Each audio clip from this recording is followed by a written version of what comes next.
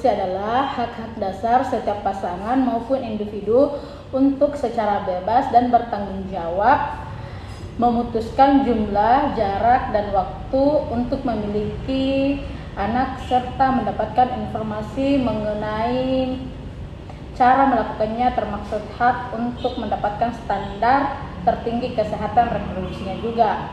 Kesehatan seksual juga termaksud hak mereka untuk membuat keputusan menyangkut reproduksi yang bebas dari diskriminasi, perlakuan sewenang-wenang, dan kekerasan. Terdapat 12 hak reproduksi yang telah dirumuskan. Yang pertama, hak untuk hidup. Setiap perempuan mempunyai hak untuk bebas dari resiko kematian karena kehamilan.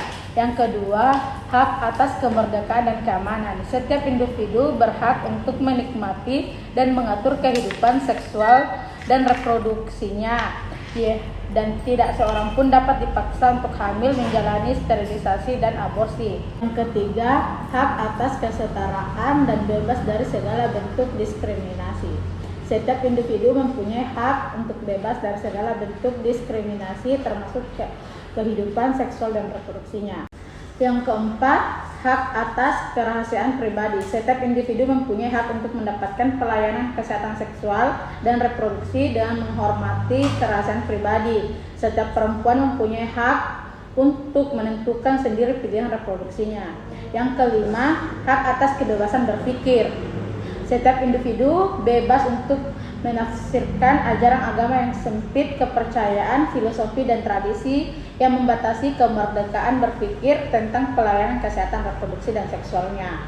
Yang keenam, mendapatkan informasi dan pendidikan. Setiap individu mempunyai hak atas informasi dan pendidikan yang berkaitan dengan kesehatan reproduksi dan seksual, termasuk jaminan kesehatan, kesejahteraan, perorangan maupun berkeluarga. Yang ketujuh, hak untuk menikah atau tidak menikah serta membentuk dan merencanakan keluarga. Setiap individu berhak untuk tidak dipaksa menikah pada usia anak, yaitu 19 tahun.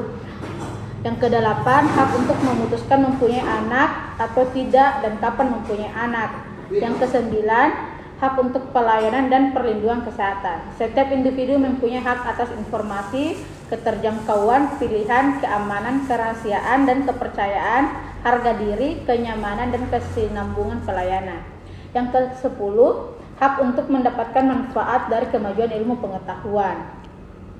Setiap individu mempunyai hak untuk memperoleh pelayanan kesehatan reproduksinya dan teknologi mutakhir yang aman dan dapat diterimanya. 11.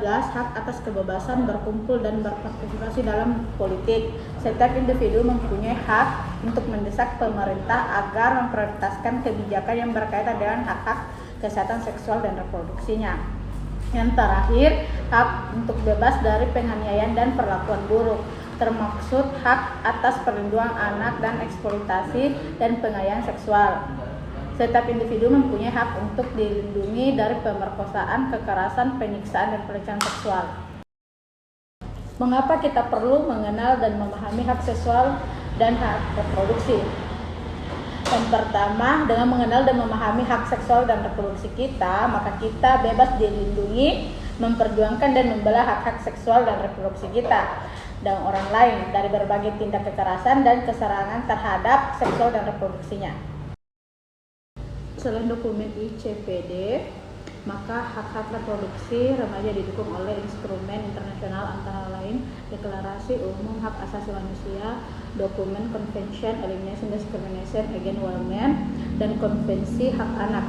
Di Indonesia sendiri, hak-hak ini diakui sebagai tertuang dalam Undang-Undang Nomor 39 Tahun 1999 tentang Hak Asasi Manusia, Undang-Undang Nomor 10 Tahun 1992 tentang Perkembangan Kependudukan dan Pembangunan Keluarga Sejahtera, dan yang terakhir Undang-Undang Nomor 23 Tahun 2002 tentang Perlindungan Anak. Hal ini memberikan kerangka legal terhadap jaminan, pengakuan, dan pemenuhan hak reproduksi di Indonesia.